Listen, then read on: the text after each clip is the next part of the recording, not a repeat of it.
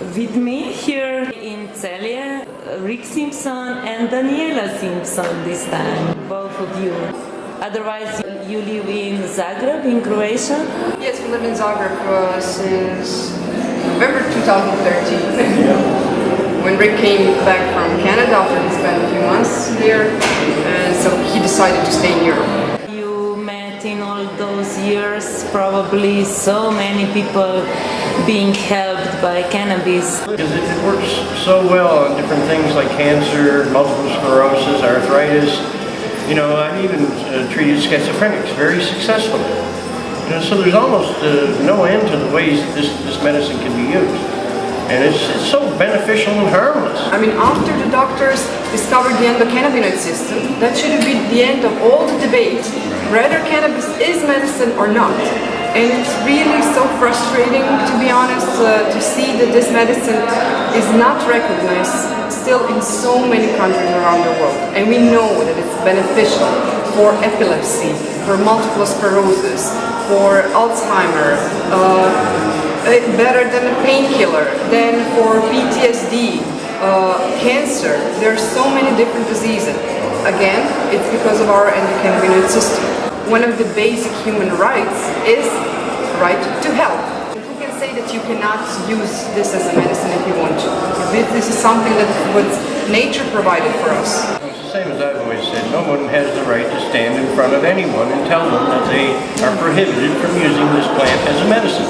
Because all through history, that's what it was. But you were saying this, Rick, for 25 or more years. Are you a little bit disappointed that nothing really changes the way it should? I'm very disappointed that, you know, this hasn't progressed much more quickly. I mean, back in 2004 when I put up the website, I thought within a year, 2 years, because, you know, all people had to do, we told them how to make the medicine, we told them how to, you know, to take their dosages. So all people had to do was make the medicine and find out for themselves. And of course, as time went on, you know, millions of people now worldwide have done just that. But our governments have been so corrupted by the big money that they just do, you know, what the rich elite tell them to do. And it's in the best interest of the rich elite to keep the cannabis plant prohibited. You know, that way they can maintain control over us and they can keep emptying our pockets with their false medicine and all the rest of this nonsense that they do. You know, I think it's time that we all became a little less politically correct and start speaking our damn minds. You know, start telling the world the truth. Scream it if you have to. I mean, the human race has no damn future. If we don't start utilizing, you know, like the cannabis plant to save ourselves, what future do we have? You know, more poison industries, more toxins, more sickness. You know, there's no future for our children, for God's sakes. Cannabis gives us a future. And no one has the right to stand in our way of using this plant, and that's what we should tell any politician, police officer, I don't care who they are. It's very important actually to make changes in your own community first. And for example, in 2014, November, we visited Chile because Rick got an invitation to give a lecture at Expo Beat. And in Chile we met Ana Maria Gazmuri and her husband Nicolas. They started Foundation Daya because she had a very good experience when she made the oil for the first time and gave this to her friend's child who had epilepsy. And when she saw this amazing results, she decided to start this foundation. She decided, that's it, I'm just going to fight for this plant. And back then, in 2014, in November, we visited them at the place where they were growing. At that time they had a license from the Chilean government to grow cannabis for 200 patients. Now it's a huge project. At that time 200,000 people were marching the streets. Yeah, this is the story that we are repeating both of I think that's the way how to show the human power. Perfect example. That's why we are repeating this over and over again, because it's amazing. So, I mean, people, we have the power, but if we think that we don't have the power to make change in our society, then we will not have the power. Just imagine, you know, I mean, if you take, from what I understand, practically all or almost all the cancer patients in this country are either on the oil or they're looking for it. You know, what would happen if you took all of those patients, these cancer patients and people that had used it for all different types of illnesses. What would happen if, 50 or 40 or 50,000 people got together, right in Ljubljana and started marching? You think the government might pay attention? That's what it takes, people, enormous numbers of people, and show the government your outrage. There is no science to back up what they're doing, but there's plenty of science to back up that cannabis is the best medicine on this planet. And again, it follows the Hippocratic Oath. And that is something people seem to forget these days. But the Hippocratic Oath is the basis of medicine, and it states, first do no harm, and it also states that I shall not use poison. Now, when you look at what doctors are doing today, that's all they seem to be giving people. Especially when you look at chemo and radiation, that's nothing but poison. Think of this psychotropic effect of THCs. Why do we fear this effect in this society? Well, because of the propaganda we've been fed. Getting high is the most horrible thing that can happen to you, which is total nonsense. THC, yes, THC can get you what they call high, but it doesn't do any harm. You don't become addicted to it. And it's not just about getting high. THC is very effective in the treatment of cancer, and it also has a wide variety of other medical values. But today the governments are going on CBD, we're allowing CBD. Well, this is nonsense. Yeah. The extracts that I used to produce in Canada, the extracts that gave this medication its reputation, they were made from the most powerful indica strains possible that were 20% or more THC. And all of these strains, when you looked at the bud material, the resin contained all the different cannabinoids. It wasn't just THC, it contained CBD, CBN, CBG, and there's over 100 different, well over 100 different cannabinoids. So each strain contains different levels of these cannabinoids. Now, that's the reason I've always said, the medical values from one strain to another can vary. But luckily for us, for the most part, what I've seen, the strong sedative indicas are very effective in the treatment of cancer. But I've always had the best results by growing like 4 or 6 or 8 different indica strains, different strains, and then mixing the extracts from these strains. And that's where I got the best results. And I also had wonderful results by simply taking like mother plants and stressing them. Like I used to take plants, mother plants, and I'd keep them alive there was one there I kept alive for about 1.5 years. She got a great big stalk on her. She was in it was in a pretty good sized pot, but it was just like a great big round green ball. And you could go in there and take 500 clones or cuttings off that plant in one sitting. But, as a plant, of course I was stressing it by taking so many clones from it, but also when it got root bound, I would take it out and I would trim some of the outer roots all off and some of the plant or the growing medium, and then I would repot it. But what I started noticing, when I did these things, like the plant would look like it was going to die for about a week, but then all of a sudden the leaves would come back up, and what I noticed was that the cuttings kept getting stronger, much stronger. And the first time I did this, I started with a strain that would only be classified as being mediocre. It was nothing special. Within a year, it was so powerful that most people couldn't smoke it. But this is what I used to make medicine from. So this stuff was very, very potent, and I think this is what we have to do in the future. People have to learn the importance of stressing plants, or the female plants, and once they understand, more about the basics of this, it's a very simple thing. Well, it's supposed to be a weed. How hard can it be to grow a weed? And people have to lose their fear of getting high. Because like you said, there's no danger here, and especially when I tell people to stay away from the sativa strains, to use strong sedative indicas, because they're by far the best for medicinal use. But, usually when people take these extracts, within an hour, or about an hour or so, they start getting that sleepy feeling. And the only ones that have trouble with this are people that try to fight it. And I tell people, I said, look, don't fight it. When the medicine is simply telling you to go lay down, relax, get some rest. And that's part of the healing process. It supports the healing process. So don't fight it. Just relax, go with it, enjoy the ride. It's not going to harm you. Daniela, you're right now in the middle of you're making a research on your own? Actually, I did interviews in Slovenia, in the Netherlands last year, but I'm planning also to do interviews with people who used cannabis and who have been healed. Hopefully in Canada, in States, Chile, maybe India. I decided to write my thesis about cannabis medicine, because I think it's a very important subject. I mean, it's a very important subject for all of us, because unfortunately the disease is part of our life. I mean, and the other thing is, this is a very important subject right now, because we're not talking about only about the medicinal healing, or healing abilities of the cannabis plant, but also we're talking about human rights. For me, as an anthropologist, the most important thing is to learn more about the human experience, how people experience the disease and the healing process. How cannabis changes also people? Did you notice any of Well, I have to say, unfortunately, I didn't meet these people before and after they cured, because I had a chance to talk to them after they already used cannabis. But most of them told me that they can actually look at their life before the disease and after.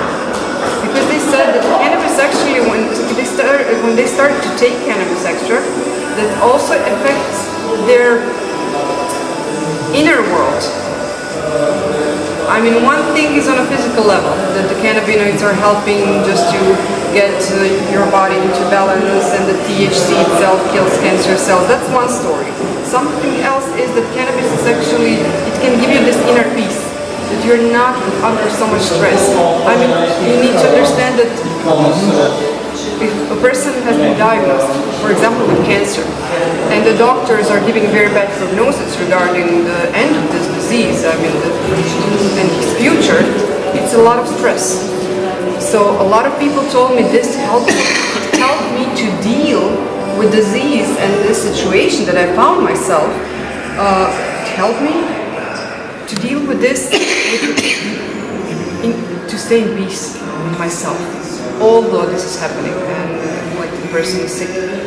And also a lot of people told me that they changed things in their life. They changed lifestyle, they changed their diet, they changed their way of thinking. Some of them started to do some yoga, they started to go to the nature for a walk, or even start to do some meditation or some other. What they eat too. Yeah, I mentioned this. I find the change, like a lot of people when they start taking this medicine, they don't believe it in the beginning. But then they're shocked when they start finding that, oh my God, it's working better than anything else that they'd ever used. So that leads a lot of people into starting to question the system and starting to try to find out more about medicine themselves. And I'm very happy to see people go down that route, because this is what we need, more real knowledge. But that doesn't happen with everyone. Some people really don't change their lifestyle, they just go on, and it's really, this is the reason they got these diseases to begin with. So, but I'm happy that there is a good percentage of people that it does change them, and they do wake up. There are several reasons, what can cause the disease. It's not always our fault. We can say, okay, it was our fault because of the very poor diet or a lot of stress, but also toxins that are surrounding us, toxins in our environment, GMO food, and there are so many different things that can affect our health without even our knowledge. And so we are not responsible every time. Are you still motivated to do this work? I'll always, this plant saved my life. I'll always be motivated. But apparently, it's going to happen. There's no stopping it. The governments are trying to prevent people and, let the pharmaceutical industry take care of this. Well, to me, that's nonsense. I've always said that in the end, this plant will set itself free. And we provided the world with all this information, grow your own plants, here's how you make your own medicine, and anybody can do it. So what's happening, it's almost like we gave this horrible system we have, like when we come up with the truth, it's just like you gave the system cancer. And now, the truth is slowly devouring it. But, I would hope that this will speed up, because there's too many people suffering and dying for no reason other than greed. We got to bring this to an end as quickly as possible. So, I just, if anybody could disprove anything I've been telling the public, well, by all means, please do it. Because, what I see today, all they're doing now, these scientists, all they're doing is verifying what I've been screaming for 15 years. you know, and that gets frustrating. And, you know, a lot of people say, you know, Rick Simpson is angry. You know, and when I look at these audiences that attend these events, every one of these audiences, they've all lost family members that shouldn't have died and shouldn't have suffered. Why aren't they mad? I'm mad because of my cousin's death in 1972 and all the other damage I've seen them do to my family members. They should be angry too. But, you know, but they sit there just passively, you know, and as long as they're going to be passive, the government's never going to change a thing. You know, they have to get off their asses and do something. You have to go out of this comfort zone. Yeah, get out of your comfort zone. Save your life. Daniela, what are your plans for the Plans future? regarding, I hope I will be giving lectures. I hope I will finish my thesis. I don't know what my mentor would say right now. Yeah, right. But I don't know, just 2 years ago we established this publishing company, so we are selling Rick's books. And we travel a lot, so there are really some, at the end of the day I'm thinking about all these things that I really wanted to do and accomplish, but sometimes I don't have enough time. So I really hope that I will organize myself in a different way this year so I can finish my research, so I can write my thesis. And I would also like to publish this as a book, because my intention is not to do this research so that only my professor and my mentor and a few professors from the university would be reading this. The goal is just to spread the knowledge. I mean, my goal is always to bring this medicine up to its highest healing levels. And actually, I know how to do that. But the trouble with me is, I want to provide this to the public at a reasonable cost. And I think like $10, I don't think any cannabis extract should cost more than $10 a gram. So if you have cancer, it would cost you like $600 for a full cancer treatment. That's something people can afford. But the problem is, you see, the people that have the big money to invest that could make this happen, they don't want to sell it for $10 a gram. They want to see it out there for $100 a gram or $150. You know, it's crazy. You know, anybody that's ever grown cannabis on a large scale would have to realize, you know, how much medicine you can produce off a very small piece of land. This is not an expensive medicine to produce. And I look at the medicine as just being like a byproduct. You know, you make the you take the medicine off it, you have the seeds. You can, you know, with what's left, you can make fuel, or you can make hempcrete. There's so many uses for this plant. So I just look at medicine as being one of the byproducts. And like I said, this medicine should, in reality, in any world where people are suffering, should anyone be dying over money? You know, when we can provide a plant like this that can save their life and ease their suffering, this has to come to an end. And people do need this medicine, and they need it at a reasonable cost. I had an interview last year here in Slovenia with one young woman. She was diagnosed in 2014 with glioblastoma. So this is one of the most aggressive cancer range. Police came to their house. He was growing, Tjaš's husband was growing cannabis in their own living room. Of course, I mean, this is a very young couple. They have 2 children. They simply didn't have the money to buy the oil again on the black market. So they just decided to, okay, we'll grow cannabis in our own living room. At that time, her husband's case was still on the Slovenian court. And it's happening everywhere. In Croatia also, I mean, we have a case with this young guy who was diagnosed with MS. I just hope that he's not going to end up in prison. Well, I don't see how they can. I mean, you know, he was diagnosed with MS back in 2008, Yes. and then he came to a lecture of mine in Apatia in 2011, and he produced some of his own extract, and he had dramatic results. You know, but some judge has found him guilty of, you know, I mean, he wasn't found guilty of trafficking. He was just growing the plants he needed to make his medicine for the future. And now this judge is saying that he should go to jail for 2 years. It's the judge, I don't know who the judge was that made this declaration, but it's the judge himself. They should be sent to jail for 2 years. You know, all this man did was use something from nature to help him with a very, very serious illness. But now he's a criminal because he was wise enough to help himself. You know, what kind of world do we live in? I would advise anybody, don't buy this trash from these companies. You know, make your own, grow your own, make your own, or go to someone you know. I don't care care what any politician says. I don't care what any doctor says. I know what I've seen with my own eyes and what I've experienced. And like I said, that plant saved my life, and it saved the life of a great number of others worldwide now. That's all the proof I need. I don't need the opinion of some politician. Thank you so much for Thank you. talk. You're welcome. Thank you, dear. Thank you.